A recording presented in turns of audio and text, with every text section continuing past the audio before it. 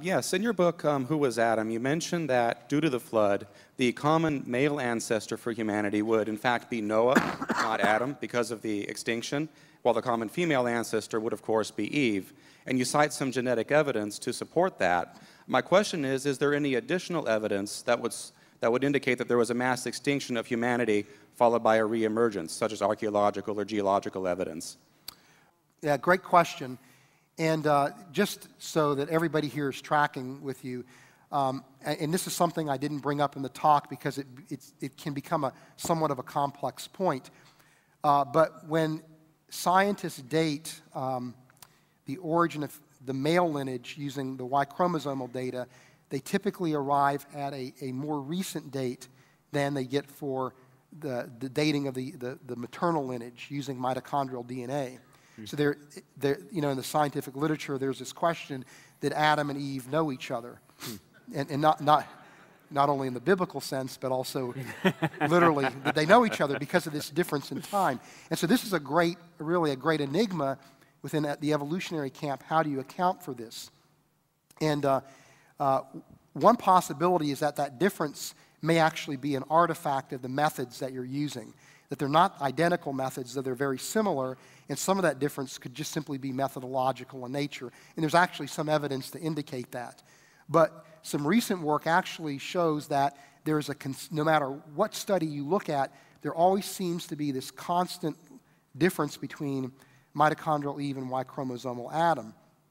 One possibility is, as you alluded to, the Y chromosomal data is going back to Noah and his sons, which would have had the same Y chromosome, and the mitochondrial data is going back closer towards Eve.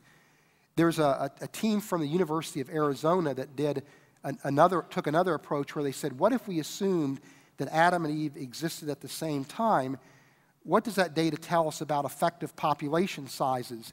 And they basically concluded that there was a 4 times greater population of mitochondria of women versus men. Well, that also is consistent with a flood account because you'd have Noah and his sons, again, having one Y chromosome, but there would be Noah's wife and the three wives of the sons, which may very well have each have had different mitochondrial DNA sequences that would give this appearance of different effective population sizes. So we're suggesting that maybe that discrepancy is actually pointing to some kind of flood event and is indirect evidence that there indeed was this type of flood event.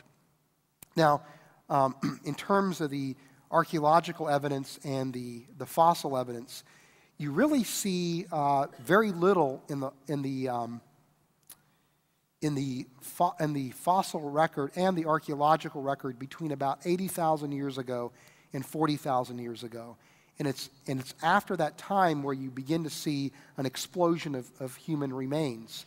And those remains are basically in Europe and Asia, Africa, and Australia. And the archaeological evidence is in those regions as well. So it looks as if there was this very rapid migration at about the same time, which we would say would have reflected the migration after the flood.